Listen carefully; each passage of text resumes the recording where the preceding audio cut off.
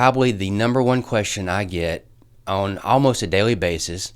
Whenever I talk to an investor, even when talking to a lot of real estate agents on a lot of these foreclosures, I get the question, they always ask me, where are the foreclosures? What's going on? We were thinking that we were going to see increased numbers here, at least in the first quarter of 2023. We're not seeing anything hardly hit the market. Nothing's active. So what's going on? Well, I'm going to answer that question and show you exactly what's going on in this video. We're going to start out by looking at the Escambia County foreclosure website. But before I do, I want to show you real quick. This is my MLS, and there are 2 active foreclosures in the MLS right now. This is how bad the numbers are. I've never seen only 2 properties. Even during COVID, have I seen only 2 properties active. And this is actually searching for not only active properties, but pending properties as well. And there's only 2. So that just goes to show you that I'm not making the situation up. There is just hardly nothing out there right now. Okay, so what we're going to do, I'm going to take a look at 4 months. We're going to start with January 2023 and go through April. Now, I'm not going to go through each day. I'm just going to show you what I'm looking for. And you're going to see a lot of canceled per counties. And we're only looking for the ones that actually went through the sale. So here's one third-party bidder. I'm going to keep up with the number of third-party bidder wins. And I'm going to keep up with the number of plaintiff wins. So right now we've got 1 third party. There's a plaintiff, there's a third party.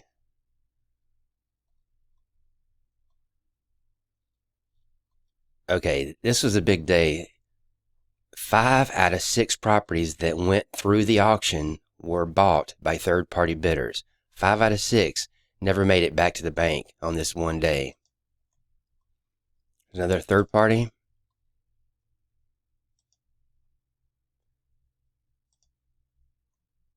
There's a plaintiff.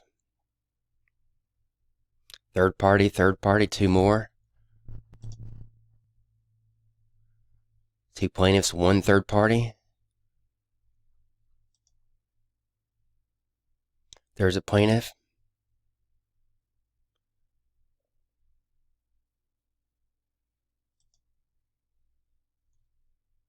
Another plaintiff and another third party.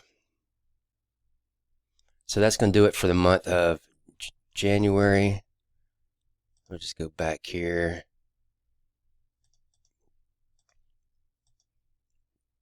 So I'm not going to go through each one of these, but I'm going to go over the numbers. So in January 2023, there were 20 total properties that went to foreclosure auction, that went through the sale. Out of the 20, 9 went to third-party bidders. 11 went back to the banks, or the plaintiff got the property back. That's 45% of the properties went to third-party bidders. So we go over to the month of February. February numbers, there were 11 total properties that went to auction.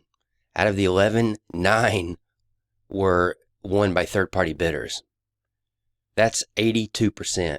So 82% of the foreclosures in the month of February went to third-party bidders. No chance to ever hitting the investor market. Let's go to the month of March. For the month of March, we had 13 total properties.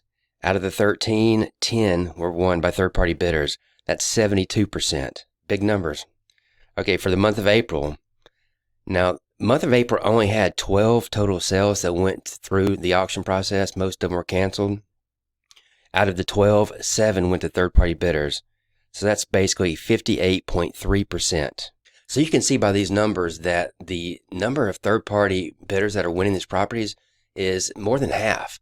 So more than half the opportunities, which even though that we're seeing more foreclosure cases going through now, I mean, it's picking up a lot more than it has in the past, especially for the last 2 years.